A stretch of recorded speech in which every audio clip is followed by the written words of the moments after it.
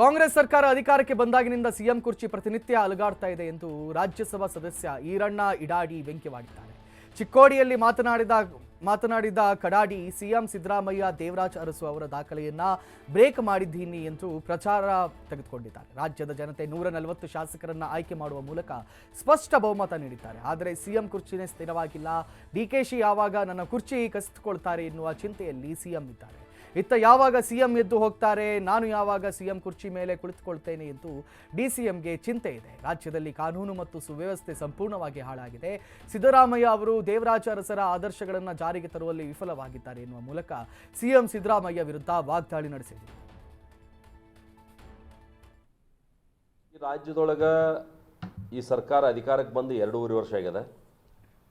ನಿನ್ನೆ ಮೊನ್ನೆನ ಮುಖ್ಯಮಂತ್ರಿಗಳು ದೇವರಾಜ್ ಅರಸು ಅವರಿಗೆ ದಾಖಲೆಯನ್ನು ನಾನು ಮುರಿದೀನಿ ಅಂಥೇಳಿ ಭಾಳ ದೊಡ್ಡ ಪ್ರಚಾರವನ್ನು ಅವ್ರು ಕೊಡ್ತಾ ಇದ್ದಾರೆ.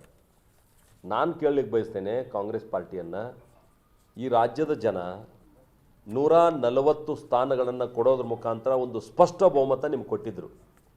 ಆದ್ರೆ ನೀವು ಎಂದು ಅಧಿಕಾರಕ್ಕೆ ಬಂದಿರಿ, ಅಧಿಕಾರಕ್ಕೆ ಬಂದಾಗಿಂದ ಇವತ್ತಿನ ತನಕ ಮುಖ್ಯಮಂತ್ರಿ ಕುರ್ಚಿನ ಸ್ಥಿರ ಇಲ್ಲ. ಮುಖ್ಯಮಂತ್ರಿ ಕುರ್ಚಿ ದಿನ ಅಳ್ಳಾಡತ್ತೆ. ಯಾವಾಗ ಶಿವಕುಮಾರ್ ಜಗ್ತಾನೋ ಅದನ್ನು ಯಾವಾಗ ನನ್ನ ಎಬ್ಬಿಸ್ತಾರೋ ಅಂತ ಅವ್ರಿಗೆ ಚಿಂತೆ ಮುಖ್ಯಮಂತ್ರಿಗೆ.